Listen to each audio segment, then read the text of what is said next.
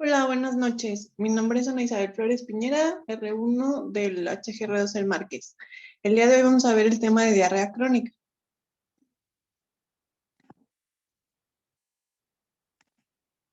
Para empezar, pues tenemos que la diarrea crónica se define como la disminución en la consistencia de las heces o el aumento en el número de las deposiciones en un periodo por arriba de 4 semanas.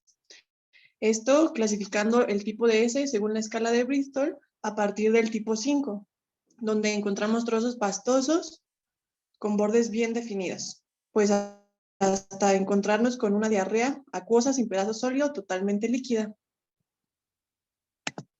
Dentro de su epidemiología, pues se dice que la prevalencia va del 3 al 5% en la población adulta y pues esto genera una consecuencia o un diagnóstico diferencial por las múltiples causas que la pueden producir. Dentro de ellas, pues enfermedades estructurales del intestino, trastornos pancreáticos, neoplásicos, diarreas funcionales, como veremos más adelante. La fisiopatología, pues como les comento, existen múltiples mecanismos fisiológicos que van a mantener una secreción, absorción y contenido luminal para evitar que exista esta diarrea. La cantidad de la evacuación va a estar determinada por básicamente el contenido de solutos que exista. Entonces vamos a encontrar que va a ser un equilibrio entre el líquido intraluminal y el líquido extraluminal. La diarrea como tal puede dividirse en varios mecanismos o pues según su fisiopatología. Dos de estos es el de tipo osmótico y secretor.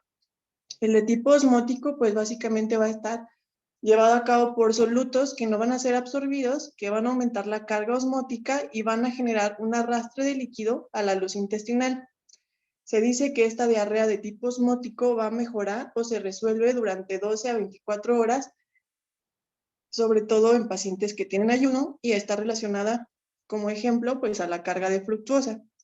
La diarrea secretora se considera que se produce por un mayor número de secreción de agua y de electrolitos hacia la luz, que va a superar la capacidad de absorción intestinal a través de la activación de la AMP cíclico.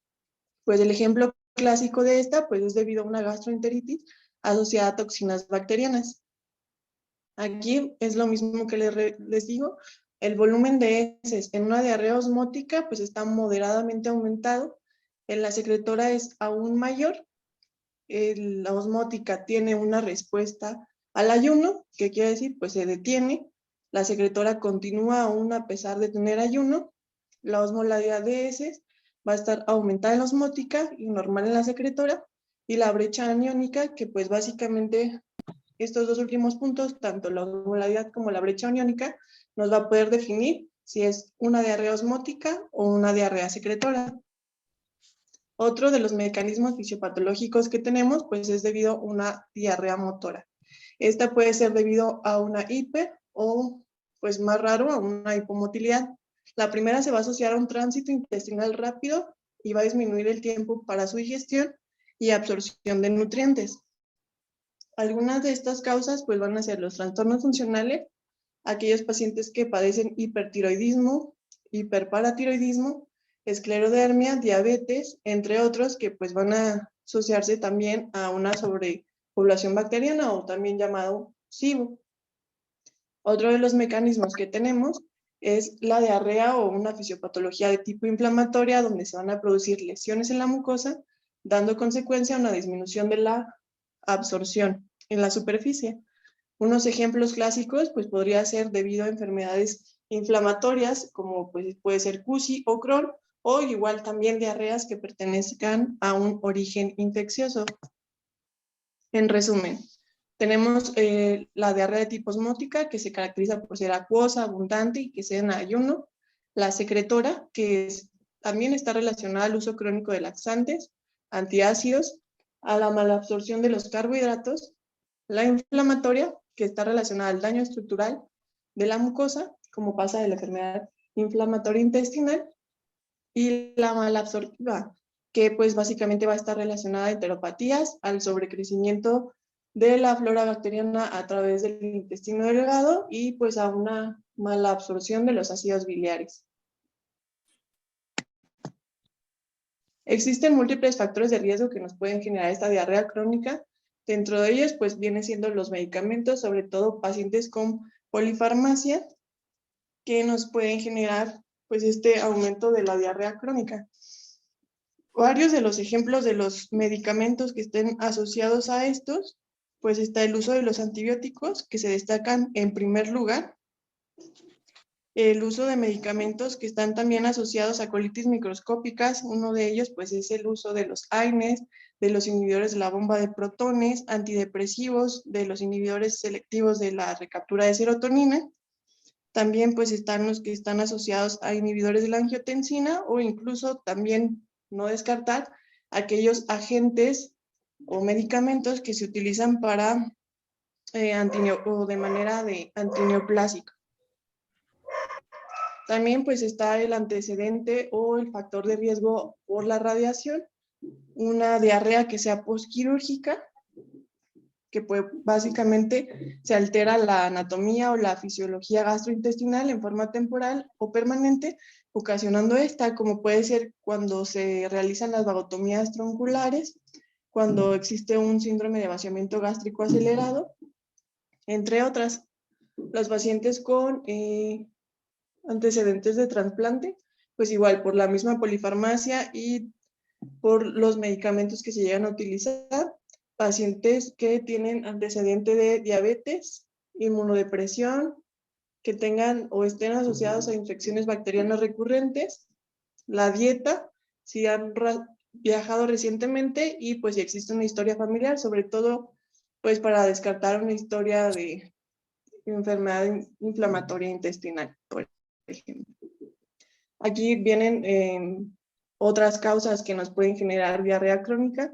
Son muchas las que nos pueden generarlo. Vemos que incluso hasta exceso de alcohol, alguna neoplasia, diabetes, los trastornos inmunológicos, pancreatitis, entre otras. Incluso se puede seleccionar o se puede clasificar el factor de riesgo según los medicamentos que se tomen, por ejemplo, los antiarrítmicos, antihipertensivos, diuréticos, los que están asociados a la disminución del colesterol, que utilizamos muchas veces pues para aquellos pacientes con ansiedad, con Parkinson, en fin, son muchísimos los que nos podrían causar una diarrea. Para esto es muy importante generar una evaluación clínica para poder llevar a cabo el diagnóstico ideal. Lo que primero que debemos de realizar pues es describir los hábitos intestinales de nuestro paciente. Es importante pues conocer qué es para nuestro paciente su hábito intestinal normal. En algunas ocasiones pues pueden decir que esta está definida pues a lo mejor por un aumento de los movimientos defecatorios, pero pues está la consistencia normal en las heces. A esto se le conoce como pseudodiarrea y no debería de considerarse como dentro del espectro de la diarrea.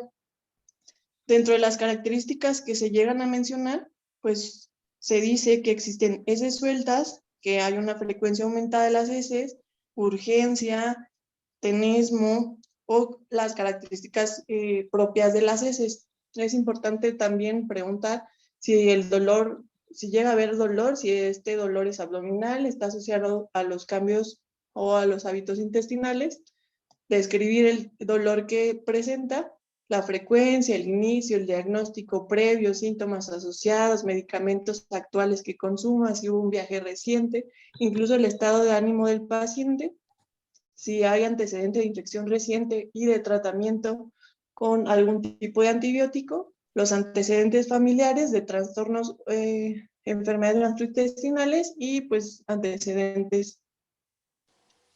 Los laboratorios, pues también es importante, la biometría, la química, las PFH y cáncer colorectal. Más adelante veremos por qué se piden este tipo de laboratorios y pues también si nuestro paciente ya se encuentra en edad, pues para poder sospechar de un tipo de cáncer. Aquí está. Empecemos con la historia. Las características de los síntomas. Si existe fuga de heces, el comienzo. Si es congénito, abrupto, gradual. Si hay presencia de diarrea nocturna, las características de las heces, La sangre, pues normalmente nos indica malignidad, enfermedad inflamatoria intestinal. Si hay presencia de gotitas de aceite, nos podría dirigir a una mala absorción, mala digestión. Si existe un color blanco, tostado, enfermedad celíaca, ausencia de bilis, el volumen de las heces, pequeño, si es frecuente, si hay un gran volumen, pero pues también es importante poder clasificar si existen o no síntomas asociados, como puede ser la pérdida de peso, el dolor abdominal, presencia de hinchazón, flatos, síntomas sistémicos, artritis, dolor articular. Para poderlo clasificar, pues si nuestro paciente tiene presencia de lientería, presencia de esteatorrea, presencia de creatorrea, que pues básicamente sería la excreción anormal de proteína a través de la S, o si nuestro paciente pues refiere que sus heces flotan. Para poder definir o sospechar de que existe algún tipo de malabsorción a través del intestino delgado o que sea debido a un origen pancreatobiliar, pues el paciente refiere que tiene presencia de distensión, meteorismo, polvorismo, flatulencia, que las heces llegan a tener un volumen grande, presencia de lientería, esteatorrea, creatorrea y que las heces flotan. Para poder sospechar de un origen colónico, pues tenemos que básicamente es debido a un origen acuoso, el paciente tiene un volumen pequeño, pueden ser también incluso sanguinolentas con mocos y la causa pueda llegar a ser inflamatoria y pues se caracterizan por tener síntomas de predominio postprandial precedidos por cólico o urgencia. Para poder sospechar de un daño estructural, es aquella diarrea que es diurna y nocturna. Si existe una historia familiar, pues predecir si existe algún antecedente de enfermedad celíaca, enfermedad inflamatoria, si hay viajes, sobre todo para el sobrecrecimiento bacteriano a nivel de intestino delgado, pues llamado también SIBO, el uso de los medicamentos y pues también ver si está asociado a algún tipo de medicamento. Es importante también, como ya lo llegamos a ver anteriormente, acerca de los criterios de alarma en un paciente que tiene diarrea crónica. Es importante conocer los antecedentes familiares o personales de cáncer, pólipos, enfermedad inflamatoria y enfermedad celíaca. Inicio de los síntomas a partir de los 50 años ya es considerado como un criterio de alarma y debería de enviarse directamente al servicio de gastroenterología. Si existen cambios recientes del ritmo deposicional habitual, si hay presencia de signos y síntomas que puedan indicar una organicidad, como pueden ser los síntomas nocturnos, presencia de fiebre, anemia, leucocitosis, pérdida de peso, no intencionada y no explicable por otra causa, sangre en heces, dolor abdominal importante, una exploración física con datos patológicos como masa abdominal palpable, visceromegalia, adenopatía, bocio o tacto rectal patológico. Entonces, ya tenemos que una diarrea crónica es una diarrea arriba de 4 semanas. Es importante conocer la historia y realizar un examen físico adecuado. Para la prueba de heces, pues no a todos los pacientes se les hace. Es importante repetir, recordar las características que llega a tener esta hece. Si es grande, si es pequeña, si tiene presencia de grasa o si no. Los laboratorios que antes habíamos mencionado, y pues también para poder categorizar nuestra S, pues es importante pesarla, ver el número de evacuaciones que existe, el pH que existe, si existen células blancas en nuestra S, si hay grasa, si hay sangre. Entonces, para poderla clasificar de manera más fácil, podemos decir, podemos clasificar nuestra diarrea con presencia de sangre, con presencia inflamatoria, de grasa o si es demasiado acuosa. Con lo que respecta a la esteatorrea, pues hay que sospechar o hay que generar una evaluación estructural gastrointestinal a través de una colonoscopía con biopsia. No significa que luego nos vayamos a este paso, pero es importante que tarde que temprano vamos a llegar a este punto. Es importante generar una evaluación para la insuficiencia pancreática a través de un test de secretina, actividad de quimiotripsina en ese. La inflamatoria, igual, una evaluación sobre todo para sospecha de una etiología infecciosa de primera instancia. Estos son los agentes que normalmente se asocian a una diarrea crónica, como Clostridium difficile, Campylobacter, virus oportunistas, parásitos oportunistas, y la evaluación pues también de la estructura gastrointestinal a través de una colonoscopia con biopsia. Para una diarrea acuosa, recordar que puede ser de tipo secretora o de tipo osmótica. La evaluación importante de la estructura, los laboratorios, verificar el pH que existe en la S, ver si existe una mala absorción de los carbohidratos. Si existe magnesio alto en heces, pues normalmente se hace asociación a una causa de tipo laxante. Para los pacientes con diarrea acuosa, los electrolitos de las heces van a clasificar secretora versus osmótica. Y esta es la fórmula que podemos utilizar. Igual más adelante, ya al final como conclusión, les tengo también un esquema rápido para poder descartar si es una diarrea secretora o si es una diarrea osmótica.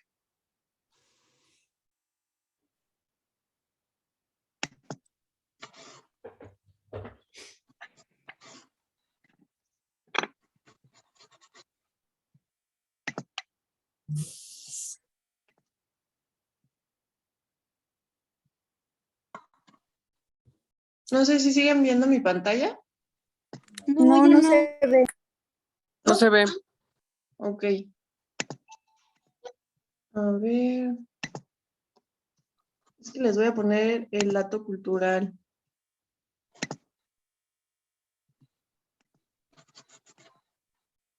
¿Ahí ya lo ven? La ciudad de Durango es una Sí, de ahí las se más ve. ¿Sí? Ok. Ahora, sí.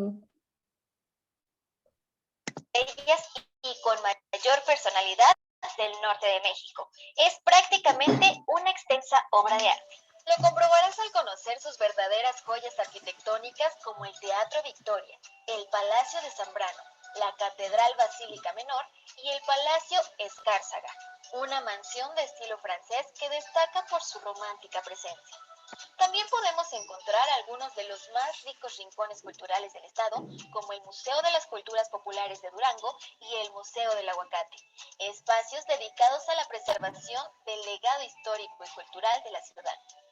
Su rico entorno natural brinda espectaculares escenarios como manantiales, ríos, zonas montañosas y parques naturales, de forma que el viajero podrá quedar satisfecho de su paseo en la capital duranguense.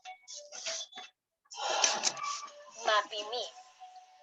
Este pueblo mágico es un lugar de interés cultural e histórico, ya que formó parte del Camino Real de Tierra Adentro, y por su pasado en la minería de los metales preciosos, época de la que quedan importantes testimonios. En las cercanías de Mapimí se explotó la mina de metales preciosos Santa Rita, quedando como testimonios la propia mina, el pueblo fantasma y el puente colgante de La Ojuela, un pueblo minero abandonado a 26 kilómetros de Mapimí, en donde la iglesia se quedó petrificada esperando por los fieles para la misa dominical, mientras que por entre las ruinas del mercado todavía parecieran escucharse los gritos de los vendedores. El pueblo de La Ojuela estuvo al lado de la mina, y de su próspero pasado solo quedaron los vestigios para que los turistas los aprecien y echen a andar su imaginación. Nombre de Dios. El municipio de Nombre de Dios es uno de los más antiguos de esta entidad federativa. Sus calles y edificaciones se encuentran plasmadas de historia y leyendas que versan sobre la conquista y la evangelización del norte del país. Para quienes gustan del turismo religioso, Nombre de Dios es el lugar ideal para visitar, pues con sus 5 templos coloniales tiene mucho que ofrecer. El convento de San Francisco, la capilla de Jesús Nazareno, el santuario de Nuestra Señora de Guadalupe, la ermita de la Purísima Concepción y la parroquia de San Pedro Apóstol, ubicada frente a la Plaza de Armas, son un magnífico ejemplo de belleza en la arquitectura religiosa. Cuando se visita este lugar, aparte de visitar sus templos, es casi obligatorio caminar por sus calles, conocer su historia a través de su museo comunitario Contalpa y entrar a su pequeño mercado. Por supuesto, no se debe descartar la visita a sus vinatas, ni darse una vuelta por la hermosa cascada del Saltito, ubicada muy cerca de Nombre de Dios. Villa del Oeste.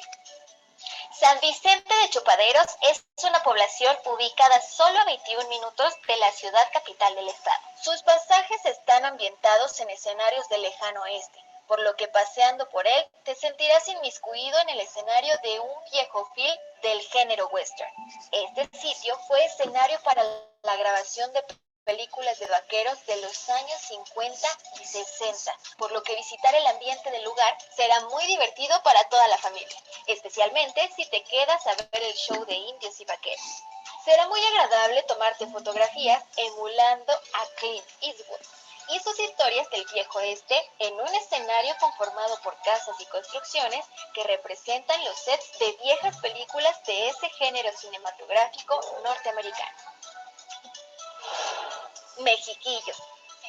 La superficie de este parque natural está llena de bosques vírgenes. Se localiza al oeste del estado en el municipio de Pueblo Nuevo.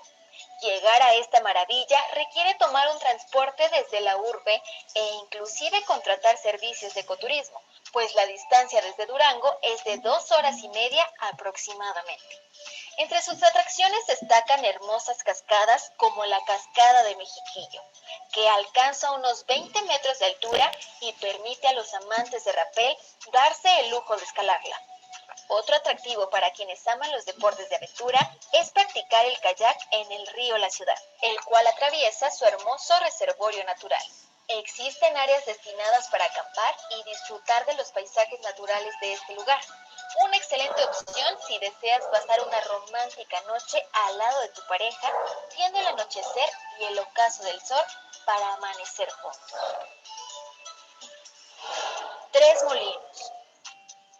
En el suroeste de Durango, a 15 minutos de la capital, se encuentra el Cañón de Tres Molinos, el cual ha sido escenario de varias películas. Recorrer su paisaje lleno de pinos, vegetación, quebradas y arroyos será un mágico trayecto. Por su geografía, el sitio es ideal para practicar rapel y montañismo. Posee unas maravillosas aguas termales en las que puedes despejarte del estrés citadino y olvidar los dolores musculares. Cuenta con zonas para acampar y parrilleras, por lo que disfrutar de un almuerzo campestre arrullado por el calor de una fogata y la buena compañía es un placer. Ana Isabel, para el video, por favor. Y pasear Ya en voy a bicicleta continuar con por sus alrededores. la presentación. Si lo único que conoces de Durango es el pasito duranguense, te hace falta viajar.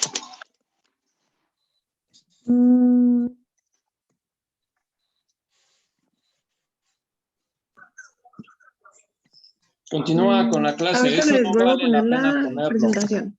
Se trata de que ustedes hagan la tarea de preparar algo y explicarlo a ustedes, no poner un video de ese tipo. Totalmente negativo. Eso no me gusta.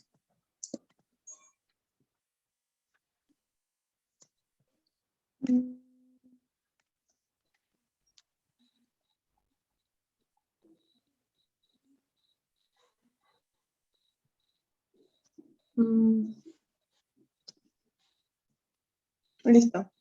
Para continuar con las pruebas diagnósticas, es importante conocer que existe algo que se llaman biomarcadores en aliento, que básicamente son biomarcadores que miden los hidrogeniones por millón o metano exhalado en el aire expirado tras la administración de sustrato a través de glucosa, lactulosa, lactosa, fructuosa o sorbitol.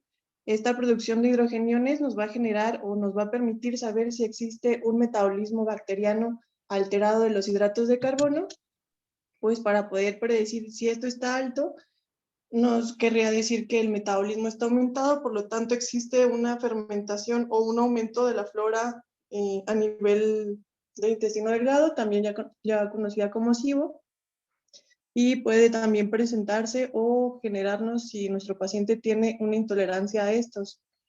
Se dice que este es positivo si nuestro paciente presenta de 10 a 20 partes por millón, 10 de metano y 20 de hidrogenión en un lapso de 90 minutos. La sensibilidad de este tipo de biomarcador es del 31 al 68% y la especificidad es del 44 al 10%. El escrutinio para esto es sobre todo para, como les mencioné, descartar si nuestro paciente tiene un sobrecrecimiento o tiene una microbiota alterada a nivel intestino delgado, que pues es el famoso SIBO. Este nos podría predecir si nuestro paciente podría llegar a responder a rifaxiamicina o se podría descartar que tenga una intolerancia al estado de los carbohidratos alterados.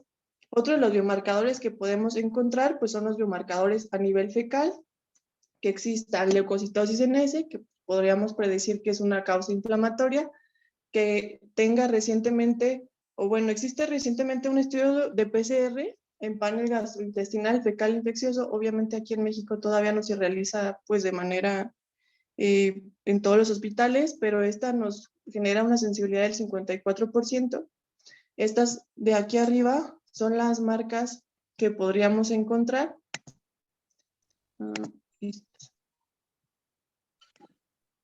Estas. Y pues básicamente nos va a generar la información si nuestro paciente tiene una S inflamatoria. También menciona la calprotectina, la lactoferrina y la elastasa, sobre todo para predecir, como ya lo vimos, si nuestro paciente tiene una enfermedad de intestino inflamatorio, que pues se considera positiva si existen 50 microgramos sobre gramo con una sensibilidad del 81% y una especificidad del 82 al 87%. Y la lactoferrina, para poder predecir o decir que nuestro paciente tiene una enfermedad inflamatoria, pues son valores de 4 a 7.25 microgramos sobre 7 gramos con una sensibilidad del 79-88% y una especificidad del 79 al 93%. Los biomarcadores urinarios, pues es básicamente la relación lactulosa-manitol, y esto nos va a generar o nos va a decir el resultado si nuestro paciente tiene o no una permeabilidad intestinal. Esto se hace con una solución de 50 mililitros con 10 gramos de lactulosa y 5 gramos de manitol. Después de que nuestro paciente haya tenido un periodo de ayuno nocturno, se hace la recolección de orina de 6 horas, se refrigera y esto pues se va a medir los niveles de azúcar por medio de la cromatografía. Se considera que es anormal si nuestro paciente tiene una relación lactulosa-manitol arriba de 0.030. Otros biomarcadores serológicos que podemos encontrar pues es la presencia de BCG, que se dice que en los pacientes arriba de 30 años deberían de tener por lo menos arriba del tercio correspondiente a su edad. La PCR, que básicamente nos generaría una inflamación tisular, nos genera una sensibilidad alta y una especificidad baja. Los valores que podríamos tomar de punto de corte, según la revista mexicana de gastroenterología, es una PCR de 5 a 6 miligramos sobre litro, generándonos una sensibilidad del 73%. Y si esta o es una PCR específica, debería de tomarse el punto de corte menor a 6 miligramos sobre litro, y esto nos daría una sensibilidad más alta, del 90%. Otro de los agentes o biomarcadores que podemos utilizar, sobre todo para sospechar de una enfermedad celíaca, son los anticuerpos de antigliadina. Se dice que la sensibilidad es del 12% en un paciente sano, entonces no podría ser nuestro factor o nuestro anticuerpo más específico para poder predecir una enfermedad celíaca. También se dice que los antiendomicios ya tampoco pues, se consideran como los más específicos. Ahora los que están como más específicos son los anticuerpos contra gliadina, que nos generan 80% de negatividad tras dietas si nuestro paciente tiene una dieta baja o incluso nula en gluten por arriba de 6 meses. Igual, también los TTG, que nos generarían una sensibilidad del 95 y una especificidad del 95-97%. Igual también poder predecir el HL, si funciona o no. Se dice que no se debe de tomar en todos los pacientes, son aquellos que tienen alta sensibilidad, porque pues se puede encontrar en otras patologías.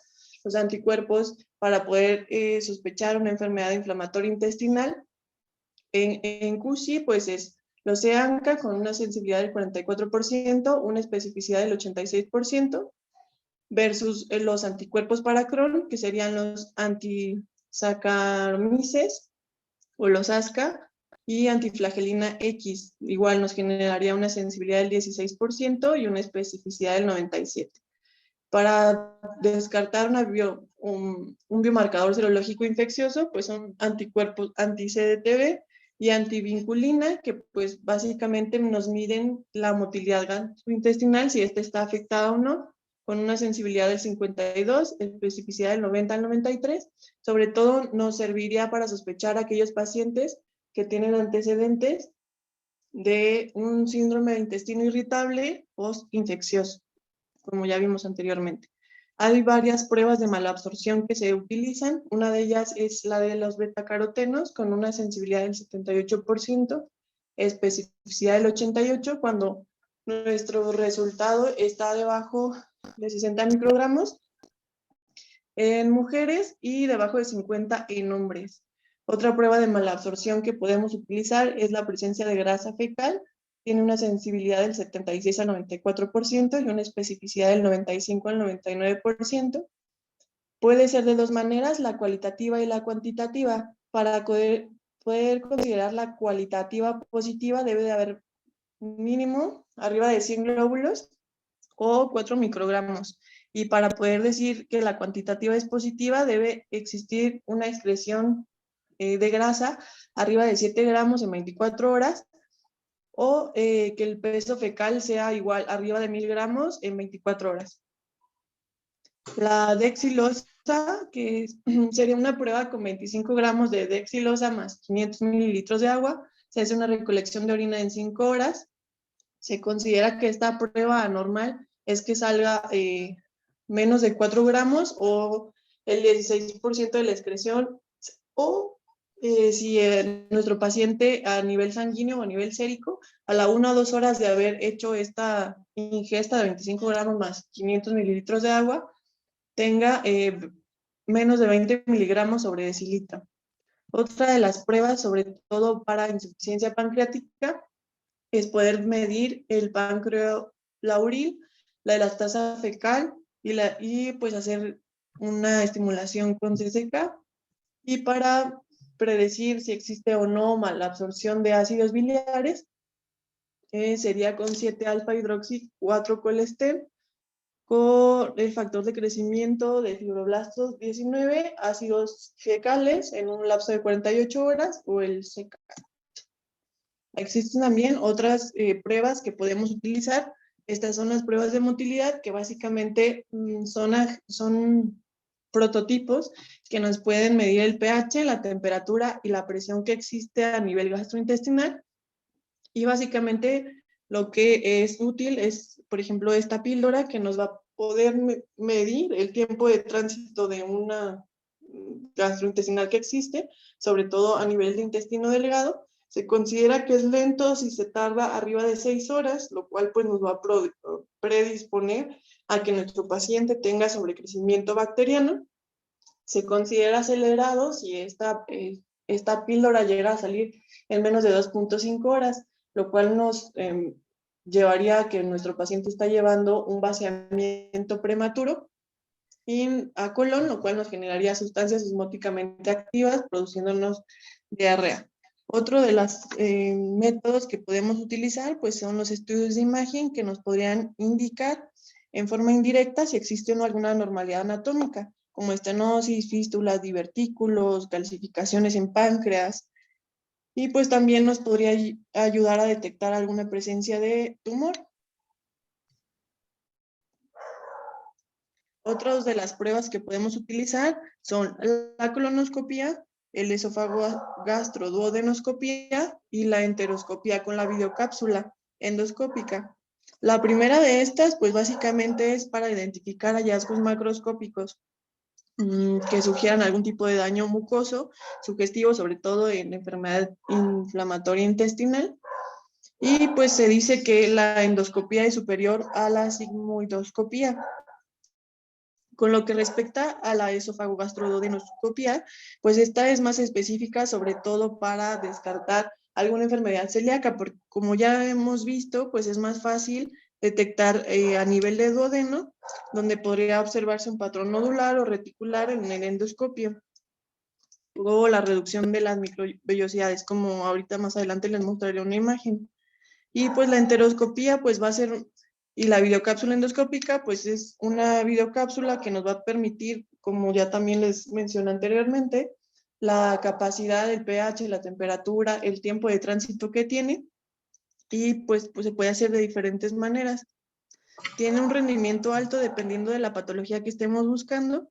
Por ejemplo, en la enfermedad celíaca se ha mostrado que tiene una sensibilidad del 87% y una especificidad del 90%, y cuando se trata de, por ejemplo, la enfermedad de Crohn, pues esta va hasta el 55% la sensibilidad. Y a esto ya no nos correspondería ver mucho, pero es importante saber que a nivel histológico la presencia de atrofia, presencia de infiltrado inflamatorio, con ciertas tinciones específicas, como podría ser Schiff o PAS, nos podría poder detectar no solamente si existen cambios a nivel de, pues, de estas vellosidades, sino si existe alguna patología específica, o si sospechamos, por ejemplo, de amiloidosis. El patrón de distribución como tal del daño intestinal, pues existen varias clasificaciones. Esta que les pongo aquí abajo es la clasificación de March, donde se ve cómo es que va cambiando pues la vellosidad intestinal hasta formarse una atrofia.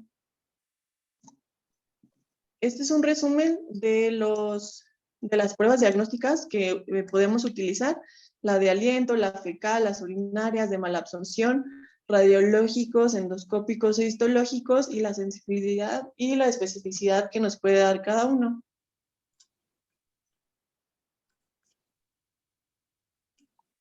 Entonces, ¿en qué vamos a basar el manejo sintomático y las medidas de sostén en estos pacientes con enfermedad crónica? Pues hay que recordar que el tratamiento es individual, es sintomático, y pues básicamente se va a tratar de medidas de sostén.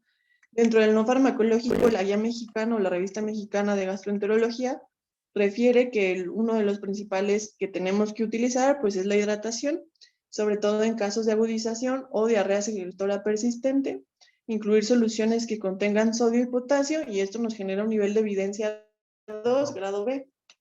Un paciente que debe tener un apoyo nutricio adecuado, no se recomiendan como tal las dietas de exclusión si no existe diagnóstico etiológico preciso. E incluso se refiere que si nuestro paciente llega a ser en este lapso de su diarrea crónica intolerante a la lactosa o algún producto lácteo, lo sugerente es que si previamente ya lo consumía, lo mínimo que se debería de suspender, e incluso lo máximo que deberíamos igual tardar en reponerlo, es alrededor de 2 semanas. El control de la ingesta de bebidas, sobre todo hiperosmolares, y nos genera un nivel de evidencia 4 con grado de C.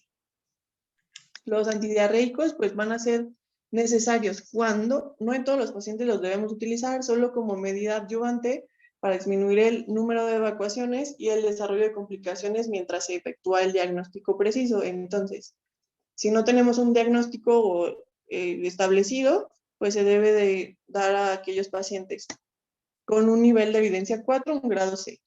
No se debe dar un antidiarreico a aquellos pacientes que tengan toxicidad sistémica, como fiebre, evacuaciones con sangre, anemia y alteraciones del estado de conciencia.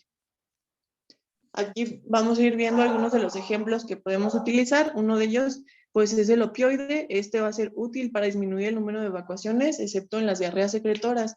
El ideal o el que más utilizamos es la loperamida, 2 miligramos con 4 miligramos dosis inicial, 2 miligramos después de cada evacuación, con un máximo de 8 en 24 horas, y se le considera que tiene un nivel de evidencia 4, grado D.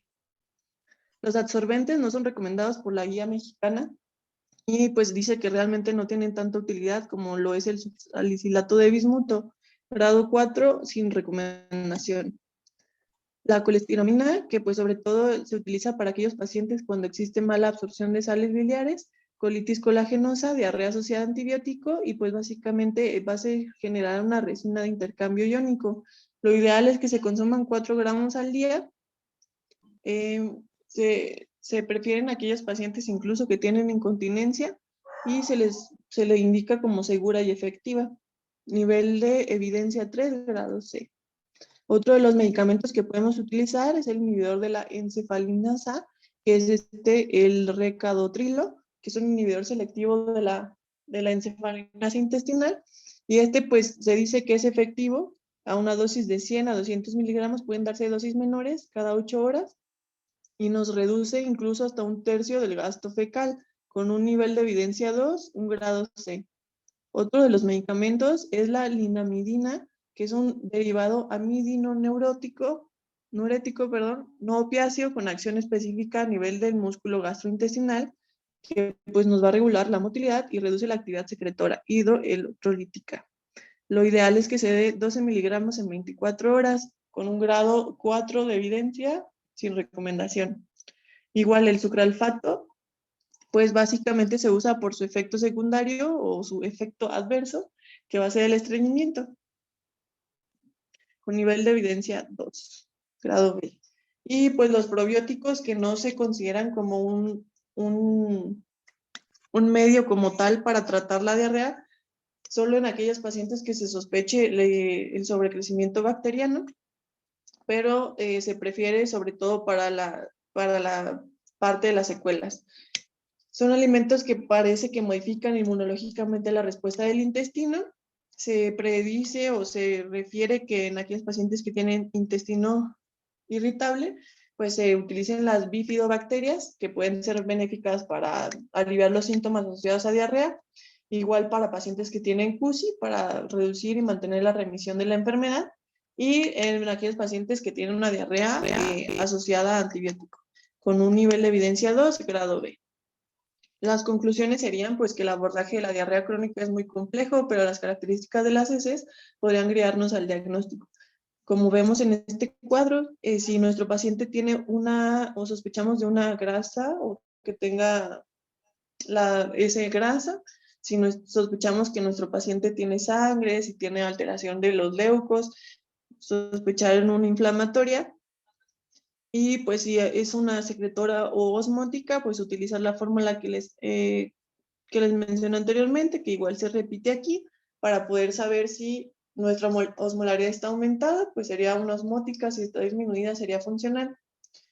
Y pues que existen medidas no farmacológicas que en algunas entidades nos permitirán llevar mejor manejo de los síntomas, como lo son los probióticos. Y eso sería todo. No sé si alguien tiene alguna duda.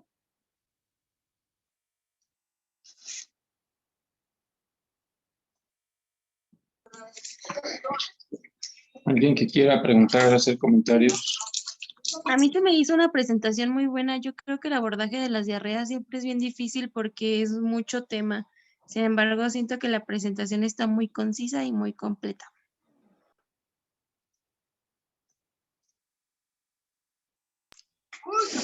¿Alguien más?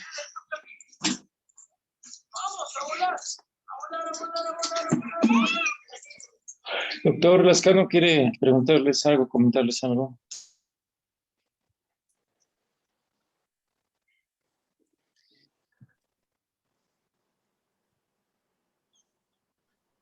Bueno, en lo que el doctor eso, comenta, bien. bueno, ¿Quién está hablando? ¿Nesta? no, sí, adelante, doctor, si quiere, en lo que usted comentaba, yo iba a decir algo, Adelante. pero bueno, que como hemos estado viendo en el transcurso de estos temas relacionados al gastrointestinal, pues tanto en CUSI y en los otros temas que hemos visto, pues la diarrea es un síntoma frecuente y su origen puede ser multifactorial. Como lo comentaban ahorita, pues sí es algo muy amplio para discutir, pero pues hay que ser muy puntuales en algunas cosas, porque es algo que vamos a ver pues muy, muy frecuente.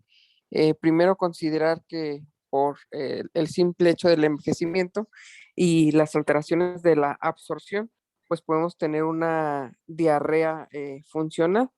Entonces, considerarlo como una de las opciones y después de ello descartar las causas infecciosas o asociadas a algunos fármacos.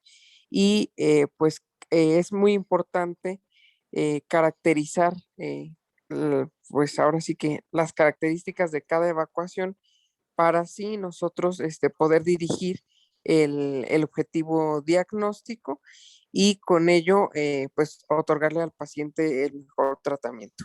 Es lo que puedo concluir yo. Y ser muy cuidadosos con las diarreas, porque a veces, pues, nada más lo que queremos es quitarle la diarrea, les damos loperamida y pues después es algo infeccioso y tenemos problemas.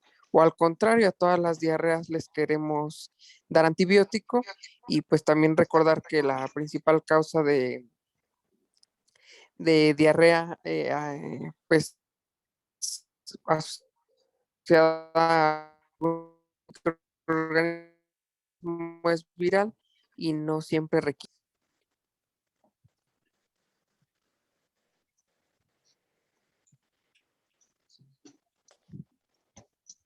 Y bueno, también en casos muy específicos, pues el historial clínico que se haga al paciente sobre el consumo de algún alimento, como pueden ser lácteos o la intolerancia a algunos alimentos, ahí la historia clínica va a ser algo que tenemos que ser muy cautos, que nos puede llevar fácilmente al diagnóstico del paciente. Ahora sí, ya.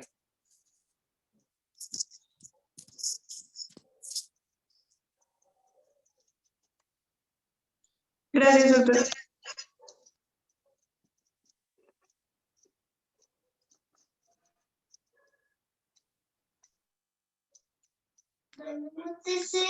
Adelante, doctor Lescano.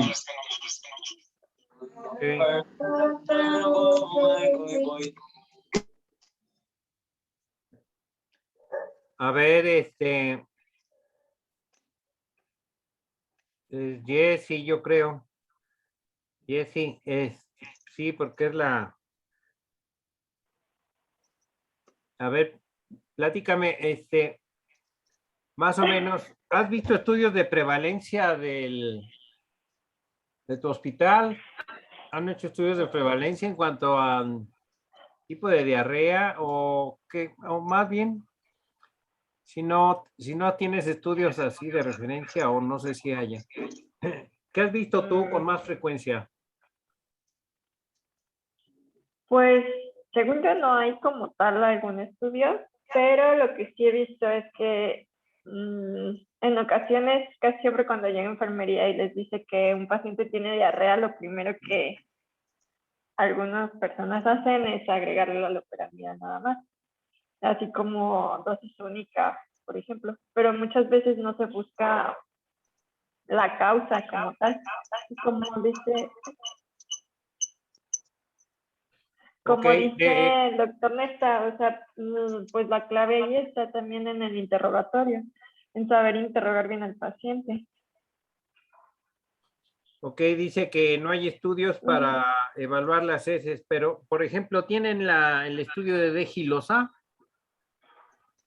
Y la No, doctor, ¿no? No, no, ahorita no hay nada.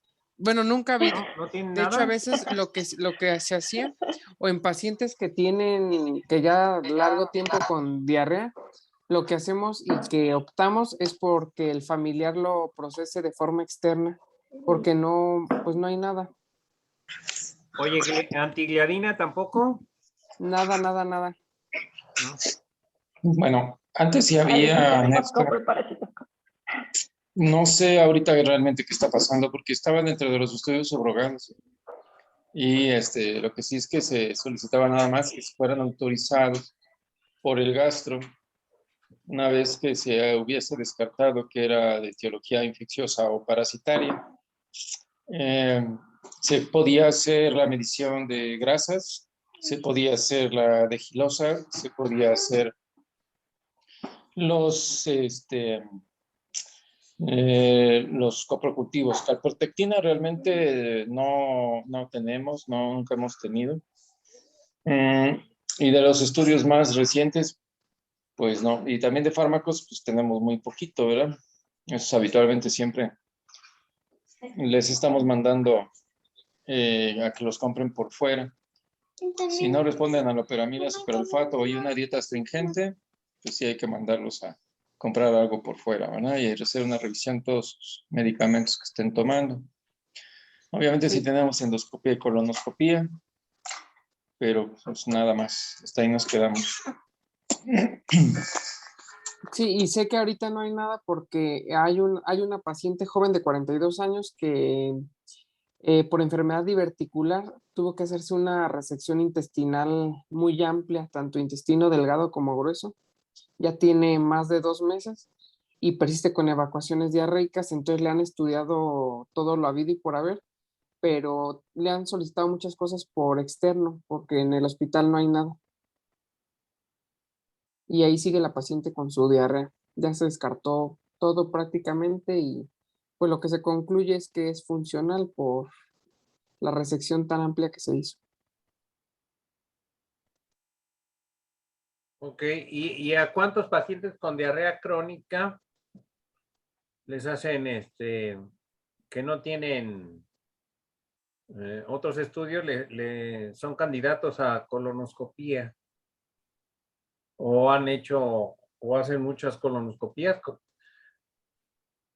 Pues es que en sí el problema de gastrocirugía en nuestro hospital es muy limitado, que supuestamente no hay el suficiente personal para hacerlo y pacientes que ocupan algún protocolo se estancan, o sea, se están hasta una semana esperando el estudio. Y a veces lo que se opta es que por la consulta externa se vayan y se haga ya sea en la UMA o ahí en el hospital hasta que les den cita. Pero en sí, como protocolo por diarrea, pocos son los que se hacen colonoscopía. Yo he visto en este tiempo que he tenido 2, y 2 han resultado con pólipos adenomatosos como causa de la diarrea.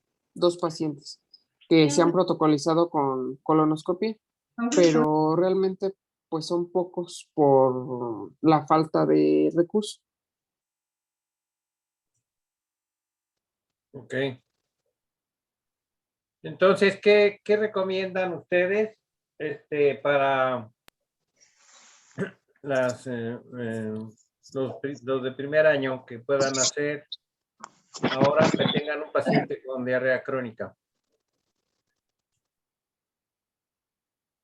Pues lo primero, Ahí. la historia clínica.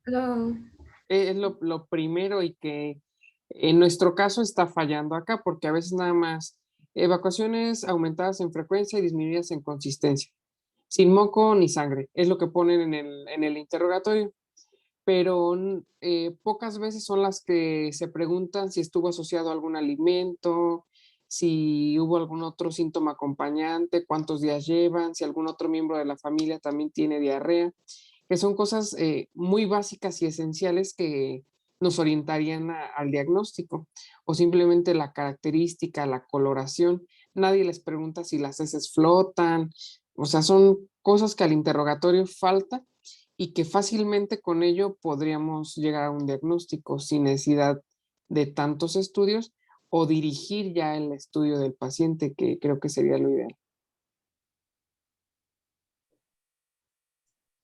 Ok, la presentación estuvo bien, muy bien. Abarcó muchas cosas. Pero, por ejemplo, déjame preguntar. Sandy, Sí, doctor, dígame. ajá, si vas a dar, por ejemplo, una dieta astringente, ¿qué recomiendas? La dieta astringente se refiere a que no haya alimentos procesados, que no tengan condimentos, que no tengan grasas animales, em, y que sea sobre todo de consistencia líquida o de fácil digestión. También recuerdo que en la dieta astringente están alimentos libres de lácteos, y me parece que alimentos que estén bien cocidos. Ok, La revista mexicana de gastroenterología refiere que, o sea, realmente no debería de existir una dieta de exclusión, o sea, si no existe un diagnóstico etiológico preciso, o sea, no deberíamos de meter una dieta astringente si no sabemos cuál es la causa, o sea, por ejemplo, que sea debido a lácteos o que sea debido no sé, a mala absorción de ácidos biliares. O sea, no dice o no recomienda que se haga astringente o que se limite la exclusión de algún alimento si no hay un diagnóstico preciso. Pero no sé. Eso dice la guía y la revista mexicana. Ajá, pero sí te ayuda. Sí, Por ejemplo, y si tienes una más Yo digo secretaria, que bueno, tiene pues un está buen complicado. impacto, ¿no? En la evolución del paciente, hacer bueno, dejarle una dieta astringente porque como bien sabemos, no tenemos el origen de la diarrea y pues ya sea viral, que es la principal, como decía el doctor Nefta, o alimenticia, pues lo ideal es empezar por lo más común, entonces quitar los alimentos que puedan estar provocando la diarrea y de esa manera acotar las posibilidades de la etiología y que no persistan, perdón, los síntomas. Bien, a Bueno, veces es frecuente, primero, por ejemplo, ajá. bueno, Ven, primero, Natalia. o sea, astringente o el nombre o lo que nos quiere dar a entender es una dieta que busca que no haya evacuaciones diarreicas, es decir, que las evacuaciones sean más sólidas. Entonces, a diferencia de lo que dice Sandy, pues no son solo líquidos, sino se aumenta el contenido de la fibra y es una dieta con más restricción hídrica para darle mayor consistencia a las heces. Y bien, como decía Isabel, pues no es una restricción o quitar alimentos, sino es una dieta que favorezca la formación de la heces. Eso es lo que se refiere a una dieta astringente. Y al contrario, tenemos la dieta laxante. No se refiere tanto a que tenga líquidos o no, o que se quiten alimentos, sino el propósito que tiene la dieta como forma extra al tratamiento que ya tenemos. Ok, bien. Ahora la otra, a ver, Leslie, ¿qué tipo de... ¿No te, ¿estás triste o qué? No, aquí sí. Ah, ¿qué tipo de hidratación preferirías? Ah, la vía oral. La Ajá. ideal es la ¿Qué? vía oral. ¿Eh? ¿O qué tipo de qué, doctor? ¿Qué tipo de electrolitos? Sí, eso que está poniendo aquí, que estoy viendo apoyo nutricio, dice no se recomienda control de ingesta, bebidas hiperosmolares, pero aquí dice Agua de soluciones que arroz. contengan sodio y potasio. O sea, le vas a recomendar, le dices, a ver, se va a tomar electrolit, ¿O el vida suero oral? pedialite, suero oral, eh, ¿cómo se llama el otro que vende nombre? El otro que venden en el Electrolit. Oxxo y en esos Suerox. lugares. Electrolit. Suerox. Suerox.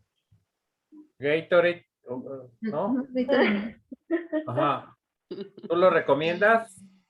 No, pues yo recomendaría el vida suero oral porque se supone que ya están, eh, ¿cómo se puede decir? Ya tienen la medida de los electrolitos que se requieren y si el paciente pues no lo tolera, pues sí, los electrolitos o sea, el electrolito, los sueros, pero el Gatorade y el Powerade no, creo que tienen otra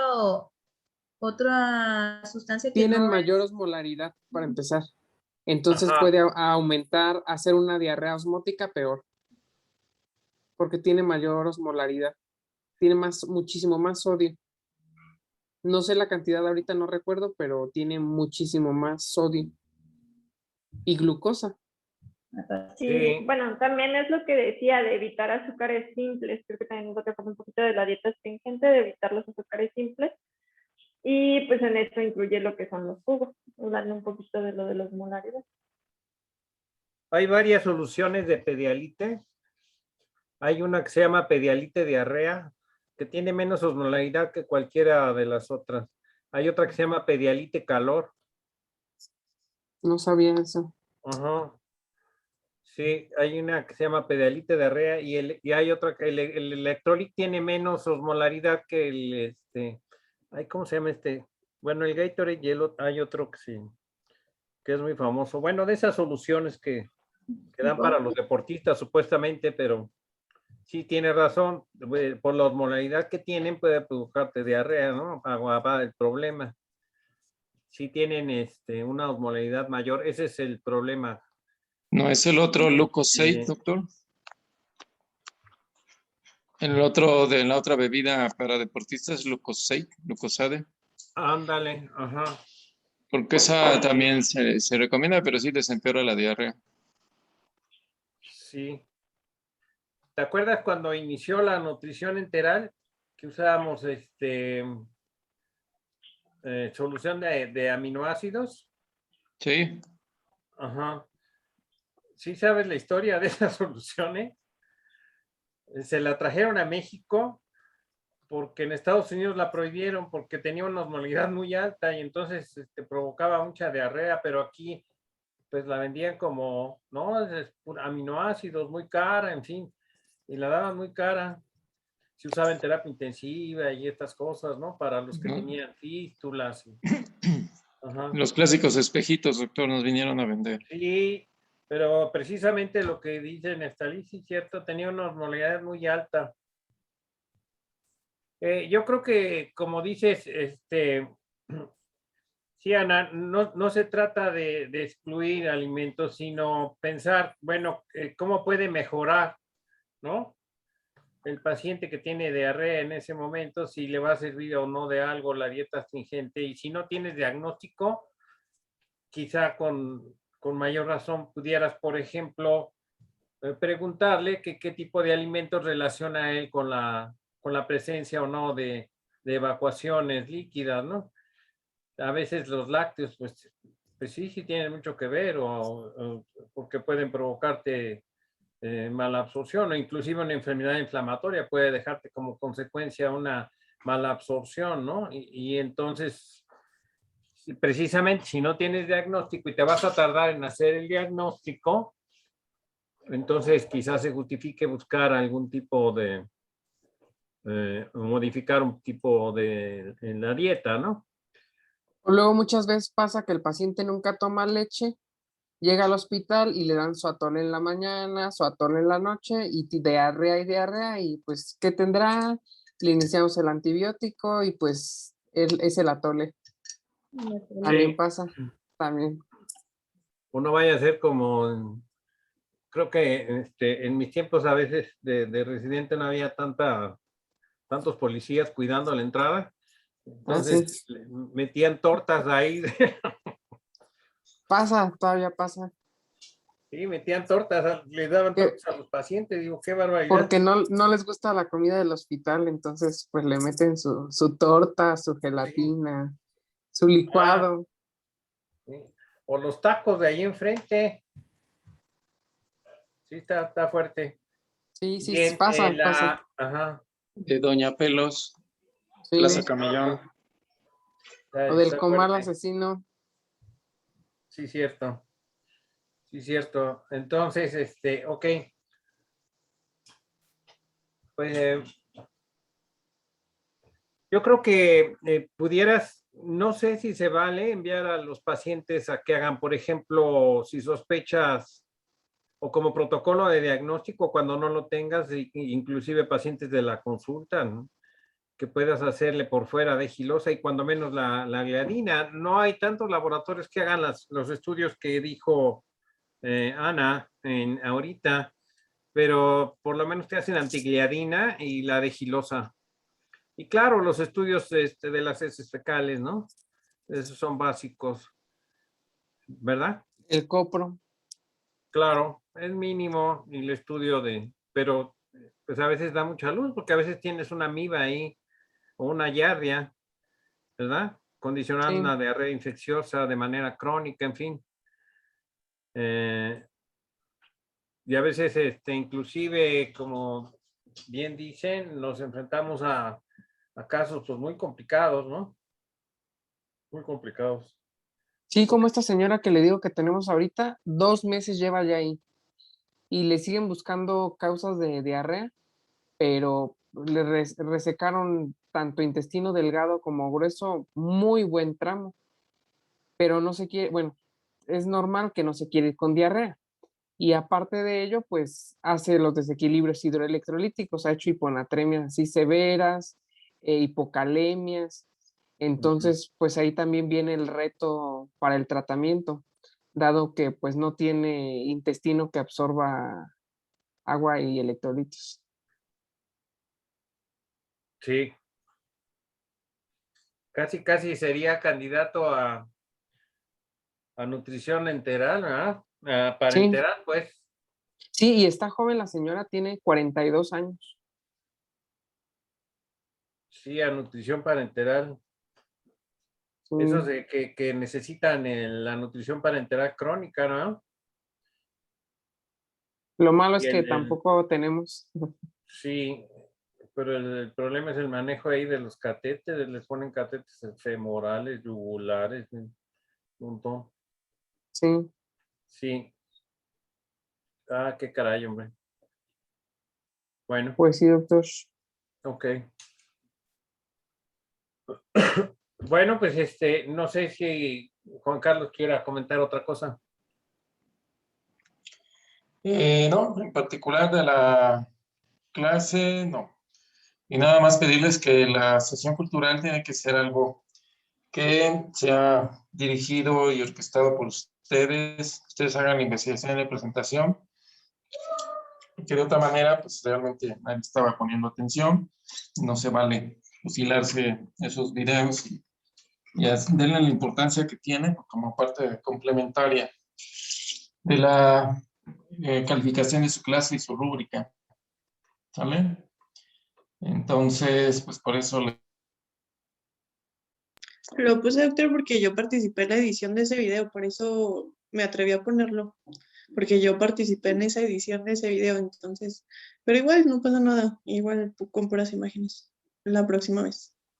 Y no sé, yo soy muy visual, la verdad es que creo que para mi generación de millennials sí funcionan los videos. A mí sí me llamó la atención y sí mantuvo mi atención como para Pero visitar o lo tienen algo. que hacer ustedes, si no, ¿cuál es la aportación? ¿Cuál es su trabajo? Le comento, ¿En doctor, que dónde yo queda? participé en la ¿En edición de dónde ese queda? A video. ver, no, simplemente eso no está bien. ¿Sale? Ok, está bien. Nada más era para comentar que yo es parte de ese video.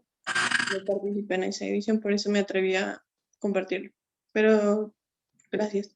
Pues lo tienes que decir como parte de mi labor que hice en tal parte, hicimos esto de mi estado que representaba esto, quisimos demostrar aquí, allá, allá, allá, allá, porque de otra manera yo no te di en absoluto. ¿Sale?